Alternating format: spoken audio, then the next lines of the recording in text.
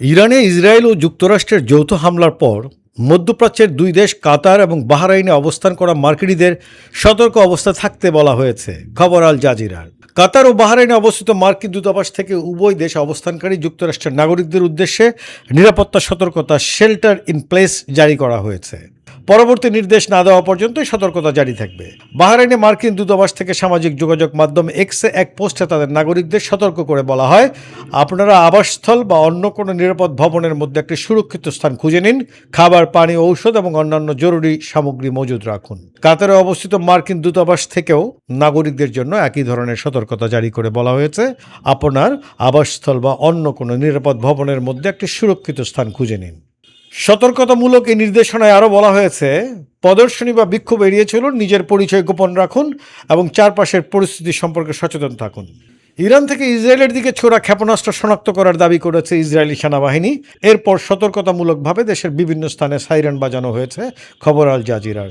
Israeli সেনাবাহিনী বলেছে, home front কমান্ডের নির্দেশগুলো অনুসরণ করতে জনসাধারণকে অনুরোধ করা হয়েছে। এই মুহূর্তে ইসরায়েলি বিমান বাহিনীর হুমকি প্রতিহত করার কাজ করছে, প্রয়োজন দেখা দিলে হুমকি নির্মূল করার কাজও করছে তারা। ইতিমধ্যে কিছু গণমাধ্যম ইসরায়েলে বিস্ফোরণের খবর প্রকাশ করেছে। এদিকে ইসরায়েল ও যুক্তরাষ্ট্র ইরানের রাজধানী তেহরানে অবস্থিত দেশটির প্রতিরক্ষা মন্ত্রণালয় ইসরায়েলি হামলার শিকার হয়েছে। এছাড়া আরও কিছু গুরুত্বপূর্ণ সরকারি স্থাপনায় হামলা হয়েছে, খবর আল জাজিরার। তেহরানে হামলার শিকার হওয়ার গুরুত্বপূর্ণ সরকারি স্থাপনাগুলো হলো গোয়েন্দা বিষয়ক মন্ত্রণালয়, প্রতিরক্ষা মন্ত্রণালয়, ইরানের পারমাণবিক শক্তি সংস্থা, পারচিন সামরিক স্থাপনা।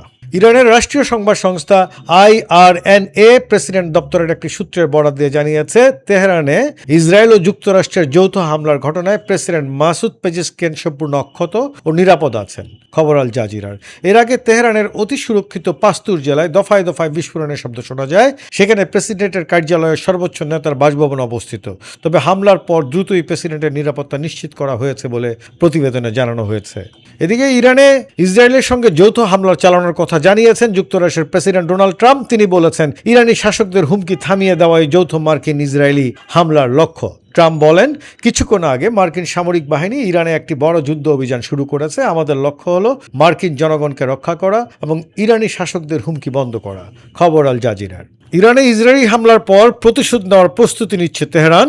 ইরানের এক কর্মকর্তা রয়টার্সকে তথ্য জানিয়েছেন। ওই কর্মকর্তা বলেছেন, ইরান ভয়াবহ জবাব দেবে। এদিকে ইরানের পুরো আকাশসীমা বন্ধ করে দেওয়া হয়েছে। পরবর্তী নির্দেশনা না আসা পর্যন্ত এটি বন্ধ থাকবে। দেশটির সিভিল এভিয়েশন অর্গানাইজেশনের মুখপাত্র মজিদ আকহাওয়ান মেহের সংবাদ সংস্থাকে দেওয়া এক সাক্ষাৎকারে এই ঘোষণা দিয়েছেন। ইরানের সর্বোচ্চ নেতা আয়াতুল্লাহ আল খামেনি বর্তমানে তেহরানে নেই, তাকে একটি নিরাপদ স্থানে স্থানান্তর করা হয়েছে। আর শনিবার রয়টার্সকে এক সরকারি কর্মকর্তায় তথ্য জানিয়েছে। ইরান আজ শনিবার ভোরে হামলা চালিয়েছে ইসরায়েল। এই হামলাকে ইসরায়েলের আগাম প্রতিরোধমূলক হামলা বলেছে।